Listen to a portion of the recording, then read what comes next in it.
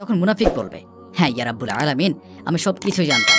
আমি তোমার শাহাদাতের কালেমা পাঠ করেছি, তোমার প্রেরিত কিতাবের উপর ঈমান এনেছি এবং তোমার পাঠানো রাসূলদের উপর ঈমান এনেছি।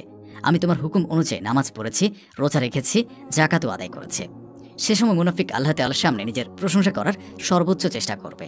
তখন আল্লাহ তাআলা ইরশাদ করবেন, একটু অপেক্ষা করো, আমি কিছু সাক্ষীদের ডেকে পাঠাচ্ছি। তখন মুনাফিক মনে মনে চিন্তা করবে, আমি তো মুসলমানদের সাথে মিলেমিশে নামাজ পড়েছি, রোজা রেখেছি, আজকে আমার বিরুদ্ধে আবার সাক্ষ্য কে দেবে? সে সময় আল্লাহ তাআলা তার মুখে মোহর মেরে দেবেন এবং তার অঙ্গ প্রত্যঙ্গকে কথা বলার ক্ষমতা দান করবেন। তখন সে মুনাফিকের শরীর, তার শরীরের গোশত, তার শরীরের হাড়, তার শরীরের এক একটি কোষ তার বিরুদ্ধে মুনাফিকের সাক্ষ্য দেবে। তারা বলবে, একদিকে এ নামাজ পড়তো, রোজা রাখত, আর অপরদিকে কাফেরদের সঙ্গে বন্ধুত্ব রাখত এবং তাদের সাথে বন্ধুত্ব করে গর্ববোধ করত এবং সর্বদা কাফেরদের স্বার্থ রক্ষা করত, সর্বদা মুসলমানদেরকে ধোঁকা দিত এবং তাদের সাথে বিশ্বাসঘাতকতা করত। তখন আল্লাহ তাআলা সেই মুনাফিকদের উপর অত্যন্ত রাগান্বিত হবেন এবং তার উপর জাহান্নামকে ওয়াজিব করে দেবেন। সুপ্রিয় দর্শক, এইসব প্রশ্ন উত্তরের পর ইমানদারদের পালা আসবে। তবে ইমানদারদের জন্য আল্লাহ তাআলার ভালোবাসার ধরন কিছুটা ব্যতিক্রম হবে। আল্লাহ তাআলা একজন ইমানদার বান্দাকে তার কাছে আড়ালে ডেকে নেবেন এবং তার প্রতি নিজের রহমত এবং দয়া ঢেলে দেবেন। এরপর আল্লাহ তাআলা সে মুমিন বান্দাকে তার কিছু গুনাহের ব্যাপারে প্রশ্ন করবেন, হে আমার বান্দা, তুমি কি অমুক অমুক গুনাহ করেছিলে? তখন সে মুমিন বান্দা আল্লাহ তাআলার কাছে বলবে, হ্যাঁ ইয়া রাব্বুল আলামিন, আমি এই গুনাহ করেছিলাম। এভাবে আল্লাহ তাআলা এক এক করে তাকে তার গুনাহের ব্যাপারে প্রশ্ন করবেন, আর সেই মুমিন বান্দা তার সমস্ত গুনাহের কথা স্বীকার করবে। সে মুমিন বান্দা তখন মনে মনে চিন্তা করতে থাকবে, এবার নিশ্চয়ই আমি ধ্বংস হয়ে যাব, নিশ্চয়ই আমাকে জাহান্নামে প্রেরণ করা হবে। তখন আল্লাহ তাআলা রহমতের সাগরে ঢেউ উঠবে।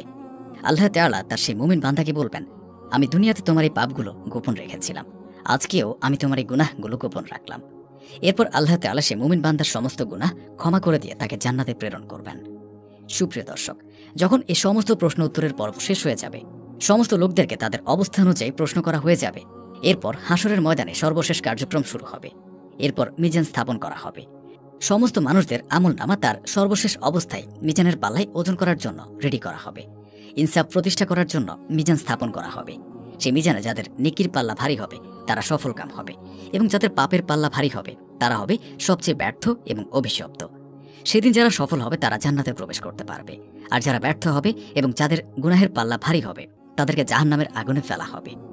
সেদিন আল্লাহ রাসূল সাল্লাল্লাহু আলাইহি ওয়াসাল্লামের সুপারিশ খাস করে তার ওইসব উম্মতের জন্য হবে যারা আল্লাহ রাসূল সাল্লাল্লাহু আলাইহি ওয়াসাল্লামের উম্মতের মধ্যে গুনাহগার বান্দা হবে। সেদিন আল্লাহ রাসূল সাল্লাল্লাহু আলাইহি ওয়াসাল্লাম তার উম্মতের মধ্যে হতে গুনাহগার বান্দাদের জন্য আল্লাহর কাছে সুপারিশ করবেন এবং আল্লাহ তাআলা তার প্রিয় হাবিব হযরত মুহাম্মদ মুস্তাফা সাল্লাল্লাহু আলাইহি ওয়াসাল্লামের সুপারিশ কবুল করবেন এবং হুজুর পাক সাল্লাল্লাহু আলাইহি ওয়াসাল্লাম নিজের গুনাহগার উম্মতদেরকে নিজের সাথে করে নিয়ে জান্নাতে প্রবেশ করবেন।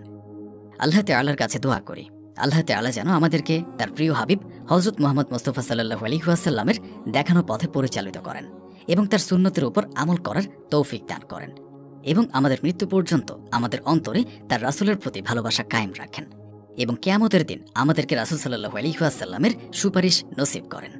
আমিন।